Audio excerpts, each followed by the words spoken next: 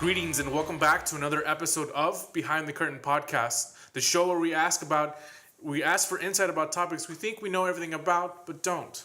Today we're on location deep in the heart of Texas in San Antonio. I am your host, Andy Ortiz.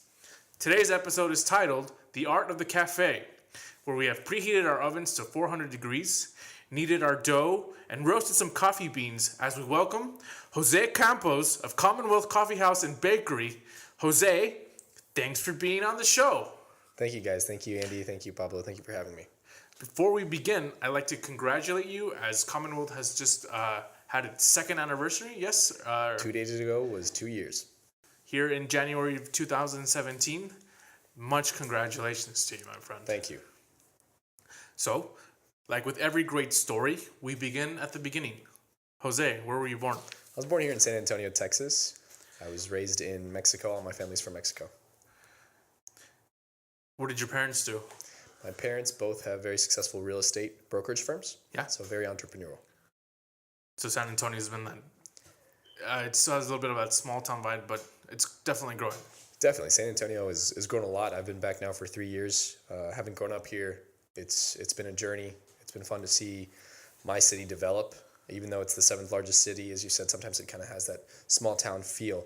But it's growing. It's developing. A lot of people are migrating here. A lot of businesses are developing and expanding like ours. And CommonWealth is, as you said, is a part of that. We're very fortunate.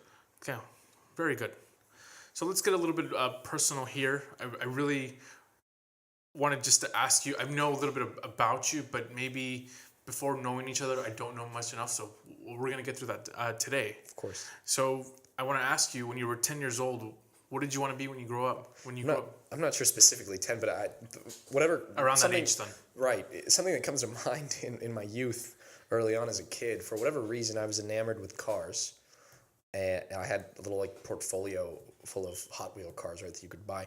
And going along with that, I loved seeing the trash can, the garbage collection, the waste services come and pick up on a weekly basis, and that's what I aspired to be, or at least what I said to my parents. The big and family machinery. members. You're like, oh yeah. I wanted to go pick up trash. That was it. Was it just specifically the trash can, or I have no idea. I think it was specifically joyriding, or latching onto an open vehicle, or your little pad, and just riding around and hopping off. And how often did you have an opportunity to, like, maybe you saw maybe a random garbage truck and right. You would like hop on or something? I feel like at one point I did. I feel like my parents, maybe my mom and my grandpa, actually stopped them at one point one day and asked if I could get on, and they gave me a lift, and I'm sure I loved it. How far did you go? Do you remember? Probably not that far. Not that far. A little kid. The liability on that. Yeah. I can't imagine that guy.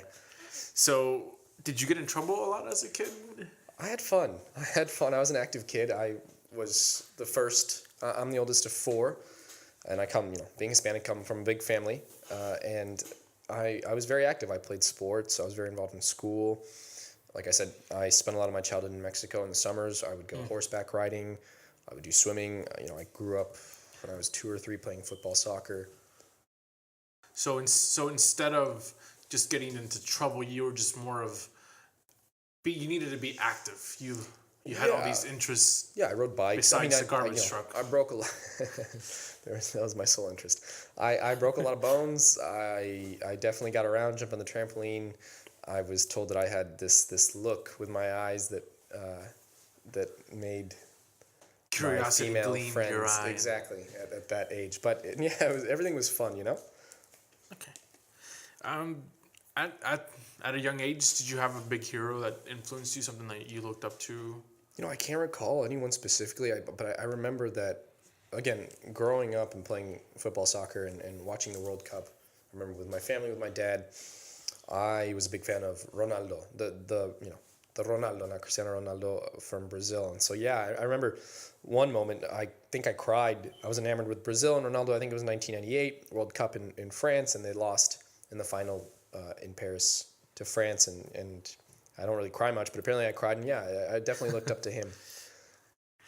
Was soccer your first great love, or What was do you remember that at that age? What was That's your first? classified. That's classified. No, Okay. I don't remember, but I definitely, I mean, that passion for football has, gone up to today. We still play. We played in college. That's how you and I know each other. Yes. But I guess I watching you play as an adult, maybe I could probably see you as the kid you mentioned earlier before about how you were always active, and I remember seeing that on the field because you were either switching from offense to defense.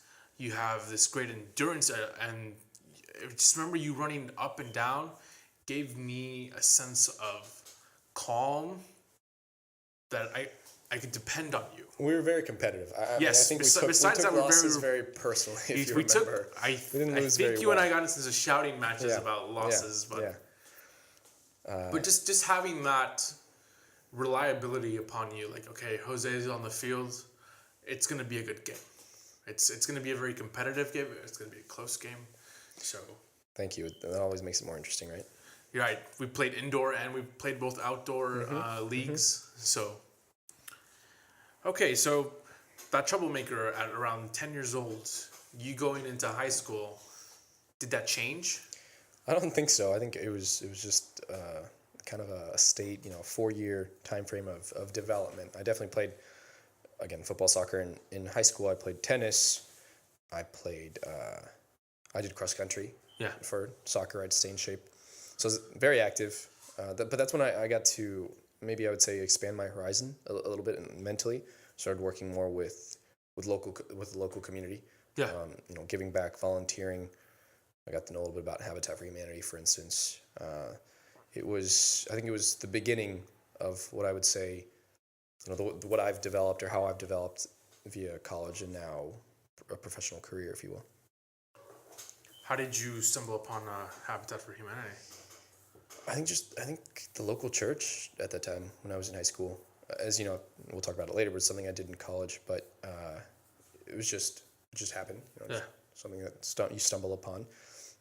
I was in Boy Scouts at an early age, and obviously through high school, and you only have until 18 to become an Eagle Scout, and I was very fortunate, thanks to my dad, to push me to acquire that honor. And part of being a Boy Scout and achieving Eagle is to do a very large service project, and that was through the church. Okay, right. So you went through the ranks. You started very small. Exactly. How long were you in it? I guess at least what 10 age did you years. start since you finished the very early? I must have been, I don't know, 5 or 6. So if I were to kidnap you, drop you off in a abandoned island with no food or water, could you survive? In theory, yes. In theory, yes. I think I could. The Boy Scouts of America give me that guarantee that Jose Campos will, in theory, survive. That might be the ego talking more than the facts, but I think I could. I think I still enjoy camping. You do a lot of it while you're a Boy Scout. It's very nice to enjoy nature and the outdoors. Most of all nowadays, where technology is so much a part of your everyday and you're glued to your phone. Getting away was something I enjoyed even at that age. Just kind of on a monthly basis, you go camping, you go backpacking. You're out in the wilderness. You don't have technology. You don't have a cell phone. You're using campfires. You're cooking in the open. It's very nice, very relaxing. Okay. Something I want to ask you about your high school years. Did you have a great conflict? Some of that teenage angst about a great trouble in the world affecting you, maybe internally, maybe externally? I think at that age, I was more focused on college. I'm not sure. Not sure I was exactly too aware, unfortunately, of my surroundings or what was going on internationally, at least, the way that I would say I am now. But college was always a big focus in my family, and my parents were very clear with me when I was in high school. You want to go to college, it's something that's going to be on your plate. We have so much to help you with, and that's it. So it was very clear from the get-go, I'm going to have to piece it together via scholarships, grants, and make it happen. So that's something that I focused on, as early with PSATs, SATs. Did you have a sense of a great pressure put on you? A little bit, but I like that. It lights a fire, right? It gets you going. So I did all of that. I mean, to me, it was never too daunting or challenging. It's just something you had to do, right, to get to college. And I wanted to go to college, and so just made it happen. You know, applications, and then I pieced together pretty much a full ride to SMU's. You know. Oh, good. So grace under pressure, everyone. Sometimes. So I know. Well, first, tell us what you majored in college. I have degrees in economics with finance applications and political science. How did you decide upon that? I think so. Again, you know, my parents, a lot of my family have businesses. I've come, I would say, from a very entrepreneurial family, as do a lot of people. So it was just always there. It was always present. Most of all, real estate, right? So I think the appreciation of seeing your family succeed or fail based on their hard work, right? Their standards, exactly. Their limitations or their successes was inspiring. I liked the idea early on. I liked numbers. I always liked, I'd say, finance. Kind of keeping track of my accounting, if you will, keeping track of my finances. Give you spreadsheets, give you numbers. Yes. Even as before high school, I would kind of track what I spent. I know it's curious. So Did you have like a checkbook? I think so. I think I kept my receipts, and I do that to this day, a little more advanced and synchronized. But I always had an appreciation for, you know, kind of doing your own thing and bearing the consequences, whether they're positive or negative. It's because of you, right, and your efforts. In theory, there are factors that can influence that.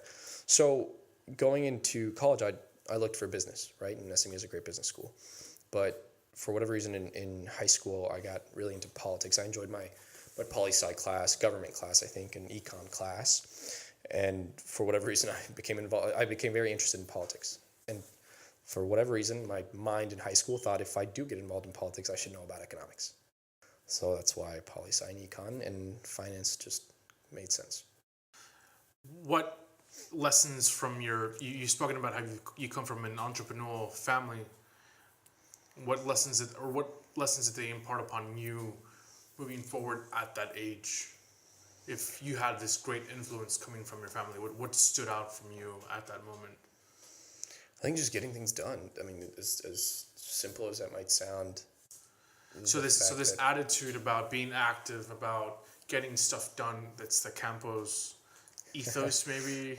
I'm not sure if it's that specific, but I think just the idea that, you know, if you put your mind to it, again, as simple as that, if you put your mind to it, we're in the U.S. We're very, very fortunate, right, in this country, for the most part, in theory, but in a lot of times in practice, if you put your mind to something and you work hard and maybe a little bit of luck, you can get things done, right? You can build something. That, to me, sounded attractive. Even then, the idea of building something, being able to witness your work, the fruits of your labor, you know, that interested me. Okay. Wow. And this is true because I can attest to how driven you are and everything. Can you just, in your college years, can you describe a moment that maybe had the biggest impact, not maybe the biggest, but an impact on your life? Studying abroad. So studying abroad by far, I think. It really changed me. Studying abroad was it. Where did you go? I studied abroad in France. France. Mm-hmm. In Nantes. Nantes. What did you do there? I just took classes. It was my spring semester of junior year. So I went to a small private Catholic high school, and it was Latin or Spanish, right? And I fluent in Spanish, my first language. Why would I take Spanish? So I took Latin, dead language. And going into college, I was actually signed up for Mandarin the first day, and my dad convinced me to take French instead. And something I'd been wanting to do for some time. I have no idea why. And so I took French. I took French for 5 semesters. I sucked. I was awful. You know, everyone going in had taken it in high school. I didn't have any background in French. You know, it was bad. It was bad. All my counselors said, you know, drop it. It's affecting you. You're doing well in your majors, but you're getting C's and B's in this random thing that you want to do. So I said, you know, whatever. I'm going to study abroad. I'm going to give it one last shot. So the program I applied to was a full-on immersion program where, you know, you have a host family, all your classes are in French, you're not in Paris, you're in a small town. It's sink or swim. And that part of you just kept driving. Well, it didn't give me a choice. It didn't give you a choice. I mean, you show up and yeah, you got 4.5 months and that's it. And I enjoyed it. I made the most of it. I was president of my class, and showing up and, you know, getting picked up by my host mom from the train station and not being able to even converse about the weather. How embarrassing.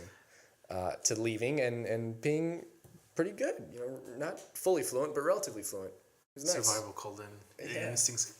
Is it maybe that Boy Scout in you to no adapt idea. and survive? And I really don't know. Am I getting a badge for this, or I is that how the Boy Scouts where you get a badge for stuff? Definitely. Is there maybe you should institute like a language badge? I should add that final one to my sash. Yeah. But I have no idea, because let me tell you, when I got there, I felt, you know, embarrassed, and yeah, it was tough. It was tough. How long were you there?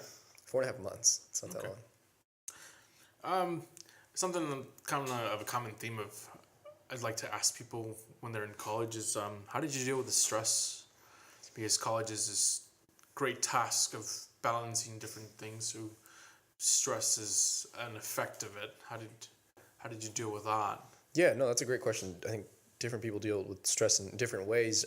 I am someone that likes to, so it seems, based on my history, just push myself and kind of overstretch.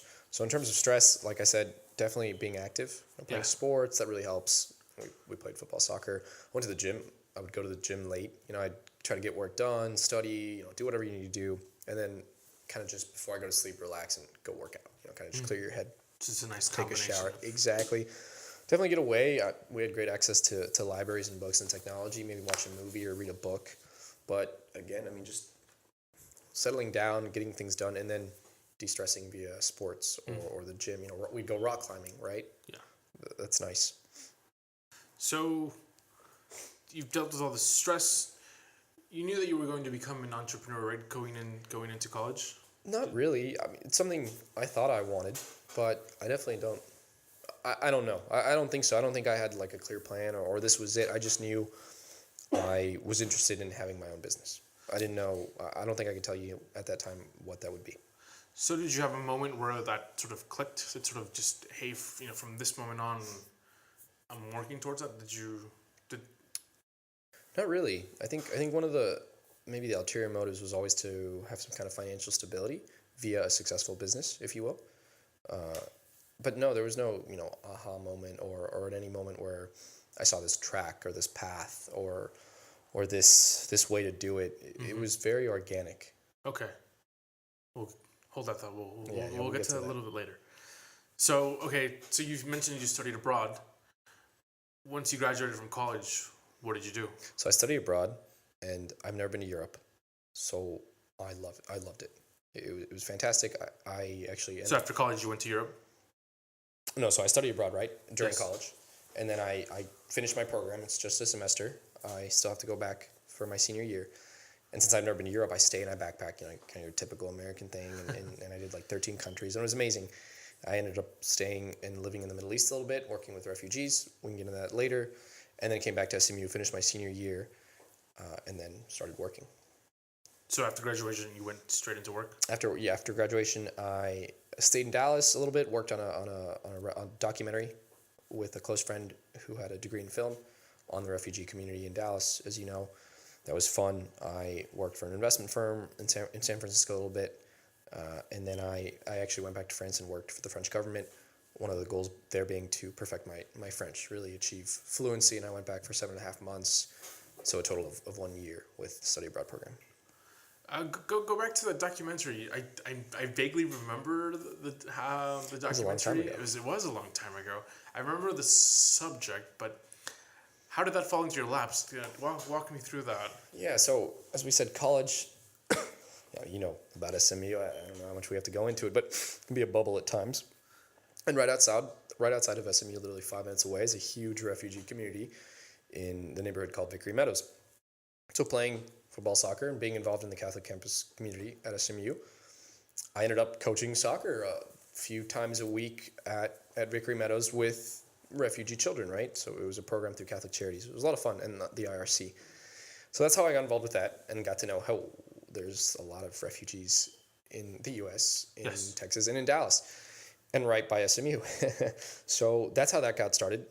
I think I, for whatever reason, associate a lot with them, or just appreciated, sharing my passion, playing a sport, playing soccer with them. And then that's what led to, me going to Jordan for a little bit, right, after I studied abroad. And then doing the documentary via SMU's generous grant, right? I got a grant for a few $1,000s. We purchased all the camera equipment, and we ended up trying to just educate, put something forth, a short 50-minute doc to provide some kind of information on, again, the fact that there's a large refugee community in Dallas and the resettlement process. I remember going to your presentation on, I think it was for the grant. I think I was with you that day. You had a really nice suit on, and my one suit. you were really nervous. Yeah, your one suit Boy Scout. Yeah, probably. Wow, that's bringing back memories of. I don't really remember, but I'm sure I was nervous. That was the second time I'd gone for that grant. I got a grant similar to that for some financial consulting work, and I didn't get full funding for that one. So going into the second grant for this documentary, I needed the full funding in order to be able to purchase the camera equipment and pay Ryan and all that. So focusing on, what was the demographics of the refugees at Victory Meadows? Do you remember? Yeah, all over the place. I mean, they're from all over the world.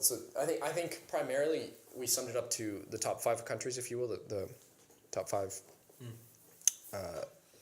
countries where the majority of the refugees were coming from, and I believe those were, in no particular order, Burma, Bhutan, Kenya, Iraq, and maybe Eritrea. But all over the place. I mean, we worked with little kids from Afghanistan, from Palestine, some from Iran, and nowadays a lot of Syrians. But it was from all over the place. In a true U.S. fashion, the melting pot. Yeah. Of it's really cool. Victory Meadows.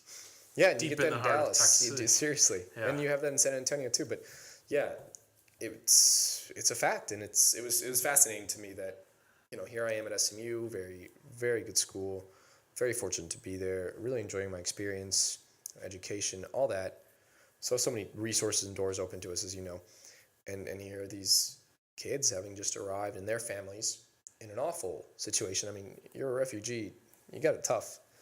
You're there for a reason. I mean, you've had to flee for so many different reasons. Did they all have a common reason why they were No, I mean, fleeing? It can be natural disasters, conflict, war, political persecution, religious persecution, so many different things. Was the film a success? Would you? I don't know. I mean, I think so. We enjoyed it. I learned a lot. I got to work with a lot of really interesting people. We gave it to SMU. They put it in their library, right? And we worked with, I think, a few professors to have it in their class. And I think we entered some film festivals. We didn't win, but the idea was to be, it's out there. Exactly. It's on YouTube, and the idea was to be educative, right? Do you remember the name of it? I think it was called, no, I don't. No. We'll get back to our listeners on that. We'll put a link somewhere up. I have it somewhere. So you mentioned like all these kids from different backgrounds. How did they interact with one another? They're great. They're, I mean, everyone's how do they kind of treat happy to each be other? Very nice. They're kids. I don't think they know any better, right? Right. They're cute. They're fun. They run around. They tire themselves out, and they climb on you, and they want you to meet their families. So it was fun. Okay, so you moved on after the documentary. You went to work. What came after that? So I worked in San Francisco a bit, investment firm. Yeah. That was interesting. That was fun. And then again, I chose to go back to France. Yes. I didn't want to lose my French, and I wanted to move forward and achieve fluency. And so I was accepted in this particular program where I could go work via the French government and take kind of an ambassadorial role in the education department in France. Okay. So work with different teachers in different schools. That's what I did particularly. You're working in schools? Mm-hmm. Yeah. Working with their students, these teachers and their students, to help them learn more about the U.S. and the culture there, and obviously the language, all those differences between us and them, if you will. So you being at this school, what was the most important lesson that you learned while you were in France? I don't know. That's a great question. I mean, that there's diversity everywhere. So a lot of the kids that I was working with in the little town that I was at in the outskirts were of Arab descent.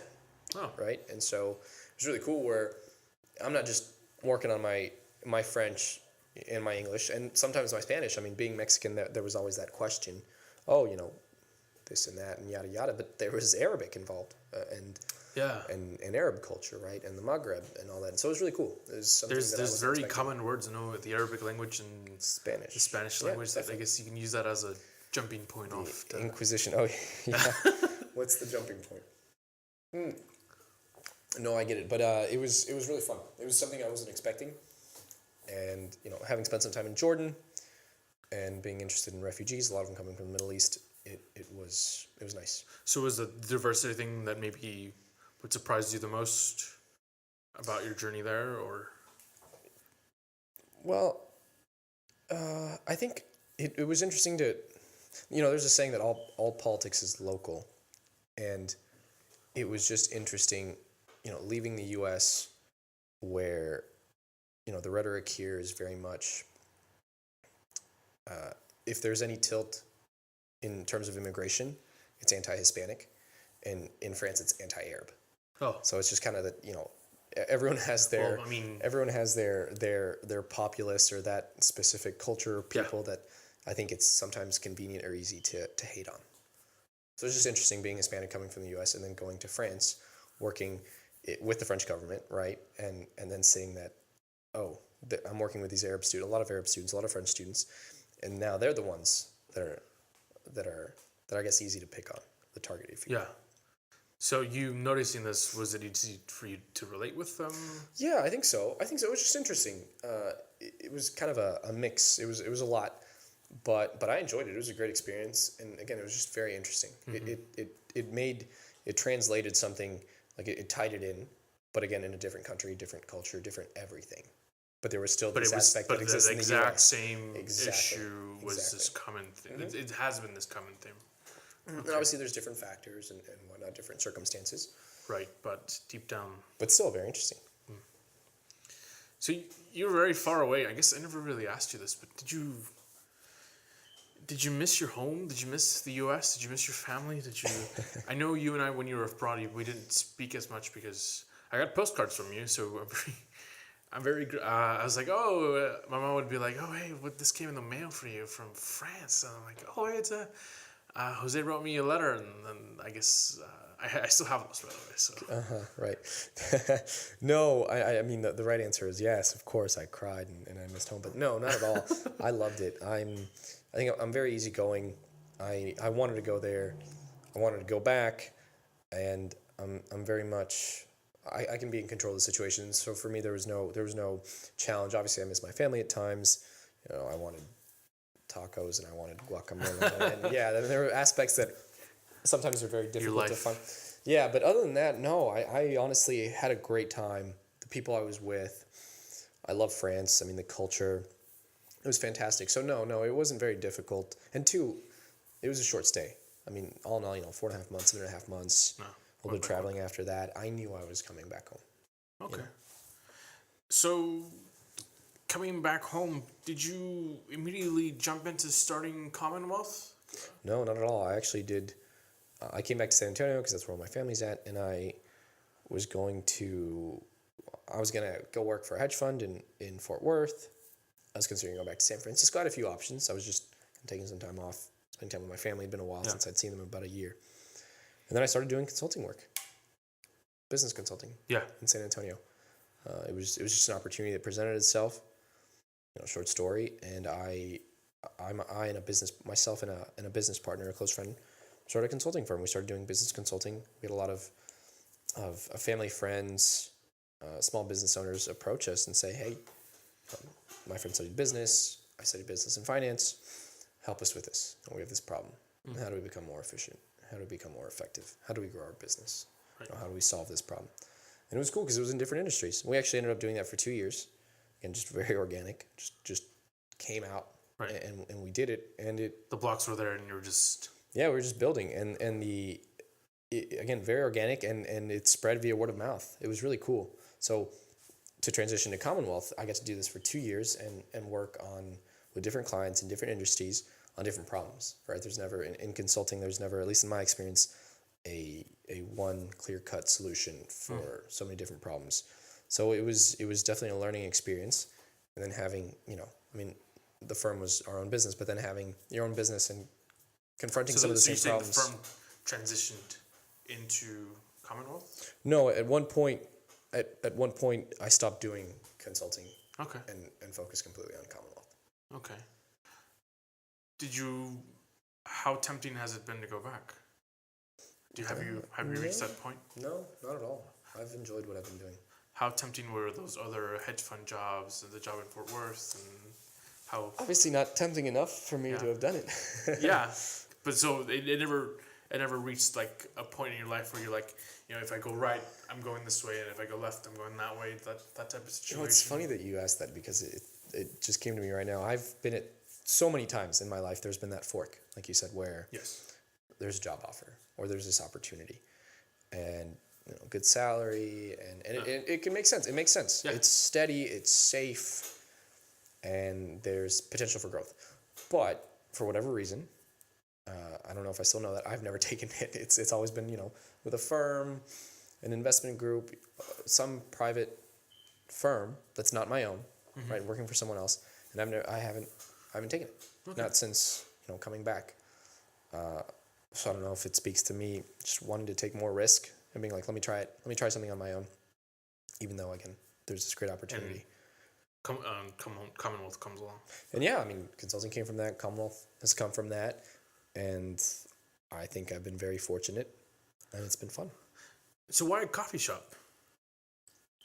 That's a great question. It's a complicated question. There's a long response to that. In short, doing consulting work, actually, my business partner now, and at that time the owner of CommonWealth, before it opened, approached my firm and wanted us to help him some consulting before they opened up. They were looking to open up. This was CommonWealth. Short story, they ran into a lot of issues with the city, local government, zoning.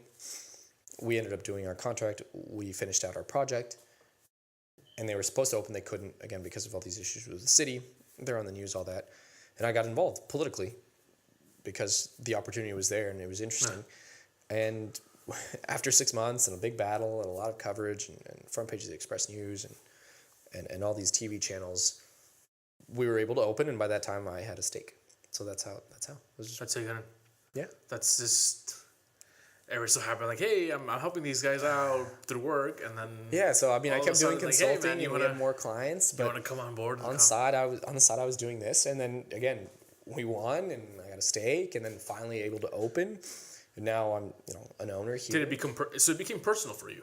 Yeah, it definitely became personal. I mean, we took pride in working with our clients and seeing their businesses grow and succeed. And when you've done your work, you finished out your contract, we've been paid, and for whatever reason, something that's not under our control or our client's control, they can't open. You can't see the fruits of your labor, let alone your client's labor. Yeah, that sucks. And so I just took that opportunity. Politics was a passion. I'd never actually gotten involved. I could get involved now. And you had that background. And we succeeded. Yeah. So it became personal. And then obviously once it became partially my business, it became very personal. So were you like at downtown City Hall, fighting for a permit, trying to get... We spent a lot of time at downtown, City Hall, Zoning Commission, all of that. Backdoor, a lot of knocking, canvassing, local neighborhood associations, neighbors, local business owners, all of that. It was really cool. Was it a lot of you having to sell CommonWealth to them, or fighting for the process of having CommonWealth built? It was just trying to fix a wrong. It was just trying to right a mistake made by the city. Yeah. And it was just kind of again, grueling with so process. many things in my life, there's this problem, there's a situation, and you just have to fix it. And we did. How long did that fight take? 6 months. 6 months.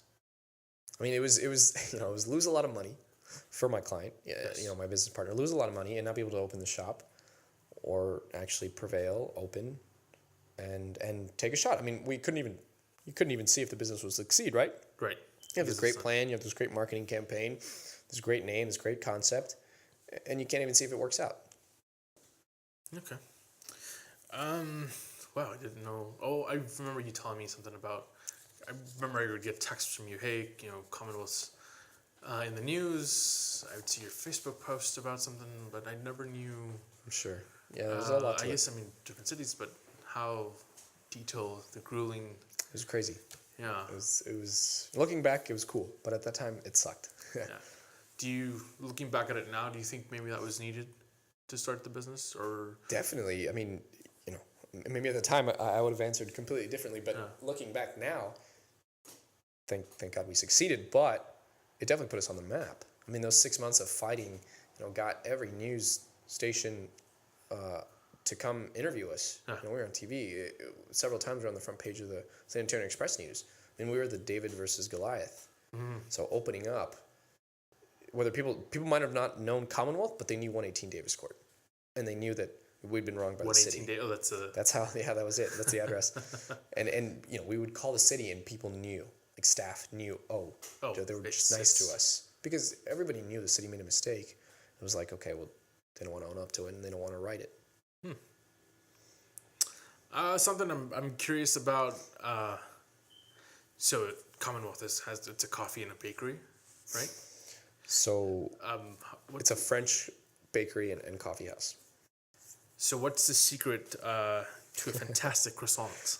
I would say that it is passion and pride. I mean, you have so many different bakeries in San Antonio. You have so many bakeries all over the world. And we've been told that we have the best croissant in San Antonio. But I think it really comes down to our staff. I mean, to the people we have. We have a chef from France. We have a baker from France. Vince is third generation baker. His family has bakeries in France. His twin is a pâtissier. He's a boulanger. I mean, the guy has so much passion and pride in his work. He's there at 4 a.m. every morning. Everything's fresh. No preservatives, no coloring, no nothing. That's dedication. And over 2 years, getting up at 4 a.m. every morning and proofing, and it's impressive. His dedication, his passion. Obviously he has his recipe and all of that, and tradition and artisanal work. But again, just wow, the respect that you have to have for someone that is so passionate in his work that he does this every day for so long at such an early hour. How did you convince a Frenchman? How did you convince Vince to leave France and end up in Texas? Going abroad to study for you to go study abroad, that makes sense. Like, okay, this Jose's gonna go out and get some sort of perspective on the world, but how did you convince Vince to come to? You'd be surprised. A lot of people in France want to come to the U.S. I mean, a lot of people in general want to come to the U.S. Right? In France, that doesn't exclude France. So a lot of for us bakers wanted to come. A lot of people were interested in the offer that we extended to bakers in France, if you will. So we had a lot of applicants, and Vince was the best. And we made him a good offer, and he took it. I mean, he took the risk. Yeah. It was a trial period. Of course. And we got lucky because he's an amazing guy, very family-oriented, loves San Antonio, from a tiny town I'd never heard of, and very, very family-oriented, very humble, very passionate, young, hungry. So it made sense, and it's worked out great. So how do you manage that? How do you manage your staff? Is everyone having to meet, this active standard that you have? Yeah, we have a high standard. We have intense attention to quality, intense attention to service. I think any business should have at least one unique aspect to it, right? We have so many, but it helps when you have great people. Can you divulge one of those secret? Yeah, I mean, we have a third generation baker from France. We have a chef from France. We have an espresso machine we imported from Italy that is handmade, that costs more than a very nice BMW. We use locally roasted coffee from one of the top 20 roasters in the U.S. in Austin. I mean, one of our house favorite coffee is from Spicewood, Texas. It's called Spicewood. We have 4 chickens in our backyard. I don't know of any other place in San Antonio that has 4 chickens They give you fresh eggs. Someone gets lucky every day and gets, the freshest of omelets and breakfast tacos. We have, a patio, really we have a good, but- backyard. We have this story.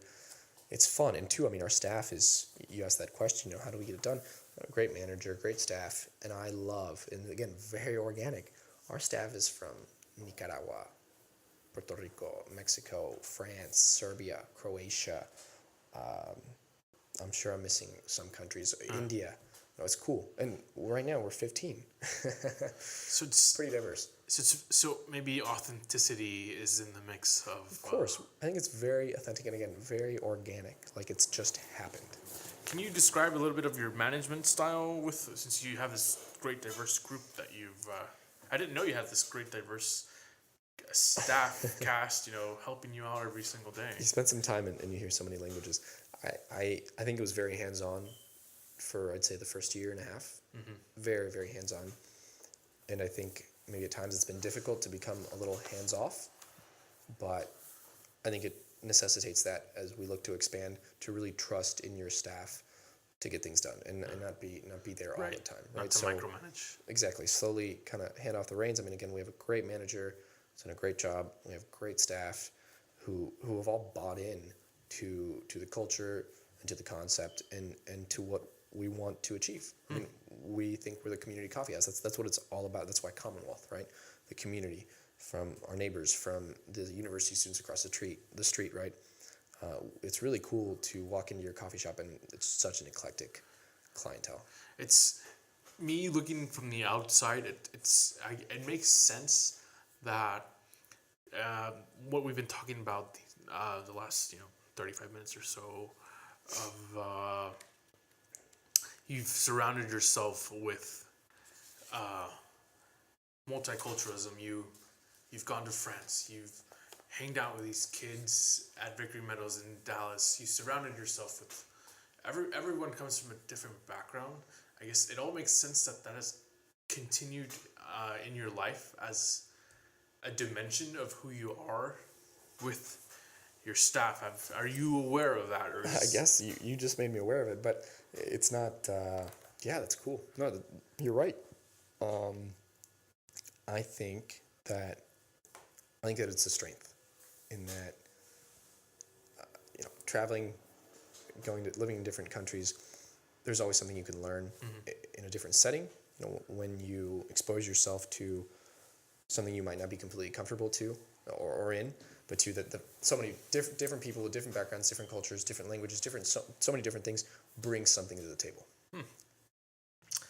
Could you describe for me, how do you balance running the behind the scenes of CommonWealth, and then maybe since you're a finance guy, is that what mainly you're in charge of, or how do you balance the behind the scenes stuff with the actual management stuff? Well, it's a great question. It offers me a balance. To do do the finances, do the accounting, do payroll, work the operations, and then go and hands-on and work a little bit, be present.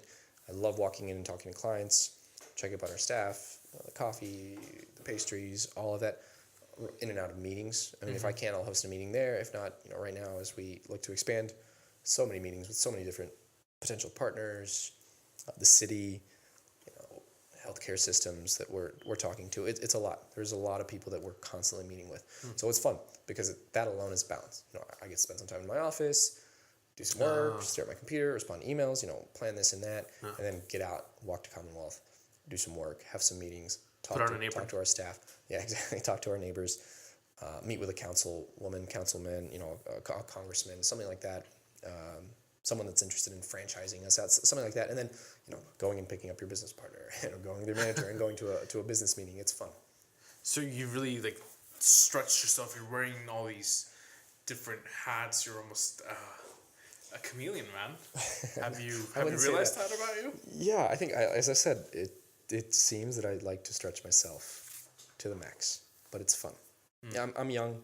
So I think we can do it. Do you have an attitude of go big or go home? I guess. Yeah, definitely. I think you should go all in. Most of all at our age, we have so little to lose, right? Right. We're not married. We don't have kids. there's just no excuse. If you're gonna try it now. And if we fail, we fail. And I think the worst thing to do would be to fail and not learn. So if there's another CommonWealth next door, right? If you exactly, we'll go acquire another property and rebuild. Something I've been dying to ask you is, how much input do you take from your customers? A good amount. Not. We are always looking for input. I mean, if you look at our reviews, just factually speaking, we're the highest rated coffee house in San Antonio. The fact that we've been open for 2 years, 4.5 stars with so many reviews on Yelp and on Facebook. Yes. So that's great. So we're very, very, very, very open to adapting and to going with what works. Yeah. And looking at what doesn't. So on that note, whenever we get a critique, and I'm always asking, and so is our manager, so is our staff, talking to our clientele, how was this? What do you like? Be honest. So many times, hit somebody. No, give me the truth. Oh, this was great. No. And then, they'll tell you, oh, it's great. Or, you know what? Yeah, there's this or that. So it's actually not just asking for the truth, but actually seeking it, which is a huge difference. I mean, you can go to any location or any place and just be like, they hope that it's okay. And that's what they want to hear. We want the truth. Even if it, it hurts or stings a little bit. Right. That'll help you resolve something. So we actually look at you're meeting them halfway there in some sort of way. Exactly. But then on that point too, it's not like, someone tells us something and we alter or we change. No, I mean, we know what we want and we know what we're going for. So if someone says, for instance, a lot of times it's like, we wish you had gluten-free products, or we wish you had something like this. I'm like, go to France. It's very difficult to find something that's gluten-free. I mean, we have a 3rd-generation baker from France. I'm sorry, but no, we're not going to make gluten-free croissants. The idea that would and that's end up just destroying. I don't want to say destroy, but detracting from the idea of CommonWealth. So we'll take critique and commentary to a level that it necessitates. But at one point, it's not gonna. We're not a chameleon. We're not changing all the time because someone says this or that or have this or don't have that. Okay. But we do always look for an honest critique and appreciate that. Do you? Are you ever trolled, maybe like in an online review? Has that happened so far? Yeah, there's been a few that unfortunately you look at, and you can tell that it's personal. There's kind of like this angst from this one person. I don't know why. A lot. It's been great. A lot we've actually been able to resolve. I mean, there's not a lot, but a majority of reviews that we've gotten that have not been to our standard, we've been able to reach out to the client and invite them back, or whatever happened, we've resolved it, and they've actually updated their review, which is great. I mean, that's the goal. That's kind of the, I guess, modern technology, being able to go and do that, because you can reach out to someone. We can reach out to someone. Do you find yourself doing that a lot, or our manager does that? And he does a great job of it. Okay, so it's still the hybrid of hands-on approach with modern technology. How you're a man for the ages here. I'm old school. Okay. So with all this input, what areas of your business are you always trying to improve? Everything. I mean, maybe that simplifies the question, but if it needs to be improved on. Okay, so obviously, profits always the point of the business. Squeeze. Yeah, I mean, I take it seriously in that. I mean, if our business closes or something, or we can't make a profit, we can't stay open, and that means we lose the ability to staff and employ so many great people. So that's the way I see it, and that to me is one of my biggest responsibilities, making sure that we can pay our bills, and thankfully we have, and we're profitable. But cutting costs or increasing your margin, not in a evil way or in nothing like that. It's just if there are ways that we can do it, we do, right? And part of the expansion is economies of scale, which will allow us to minimize our costs, right? Buy in bulk, that kind of idea. You said evil way. I am reminded of The Simpsons. There is an episode where the character of Mr. Burns is at Springfield Elementary School, and he's talking to the Junior Achiever Club at Springfield Elementary, and he says, "Family, religion, and friendship are the 3 demons you must slay if you wish to succeed in business." Is this true? Let's see. I'll take that as a joke. No, I'm Yeah, not. it is. I'm It not. is. I'm not very. I'm not very religious anymore. So that gets that one out of the door. Slayed that one. Family. I'm very fortunate to have the majority, all of my immediate family here in San Antonio. So I have access to them. You know, if I want to de-stress or I want to go hang out, go eat with them, have dinner. We have a soccer team for CommonWealth, and actually my little brother's on it, so that's fun. My little sister just left for France. She's 15. She's studying abroad. That early, I know it's nerve-wracking a little bit, but exactly. She doesn't speak any Did you give her French. any tips? A lot, and she spent a lot of time with Vince and Olivier and trying to work on her French. But let's see. So family. I mean, I have, and that helps a lot. Friendship, yeah, definitely. I have a lot of good friends here. I mean, I have you visiting me. That's fantastic in San Antonio. Every now and then I go to Dallas. But yeah,